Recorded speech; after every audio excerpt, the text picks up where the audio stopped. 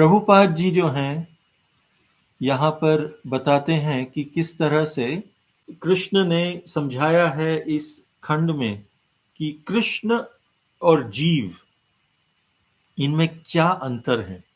कृष्ण जो हैं वो सत चित आनंद है, सत हैं, मतलब इटर्नल है। जीव भी इटर्नल है, जीव भी अनादि अनंत है, किंतु जीव भूल जाता है। जीव माया में पड़ के यह भूल जाता है कि मैं आत्मा हूं जो अनादि अनंत है, और समझता है कि मैं यह क्षण भंगुर शरीर हूं। दूसरा अंतर है, कृष्ण समझते, कृष्ण अपने सारे आविर्भावों को याद रखते हैं। जब भी वो प्रकट हुए हैं सब याद रखते हैं, कभी बदलते नहीं हैं वो। पर जीव जो है वह अपना शरीर बदलता रहता है। जीव वही रहता है, पर उसका जो भौतिक शरीर है वो बदलता रहता है, इसलिए भूल भी जाता है पिछले शरीर में क्या हुआ था।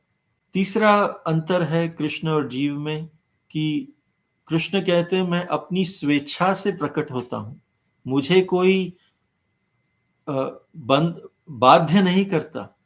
पर जीव बाध्य होता है, अपनी स्वेच्छा से नहीं आता।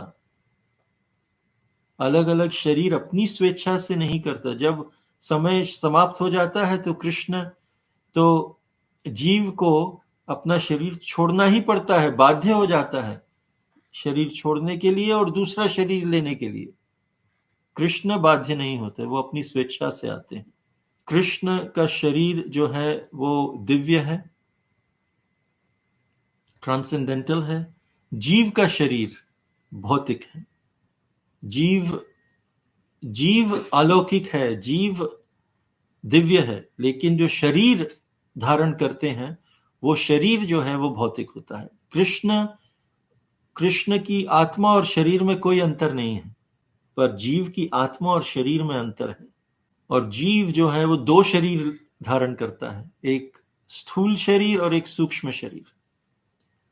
पर कृष्ण जो है उनके आत्मा और शरीर एक ही है। उनका शरीर जो है वो अलौकिक आत्मा से ही बना हुआ है।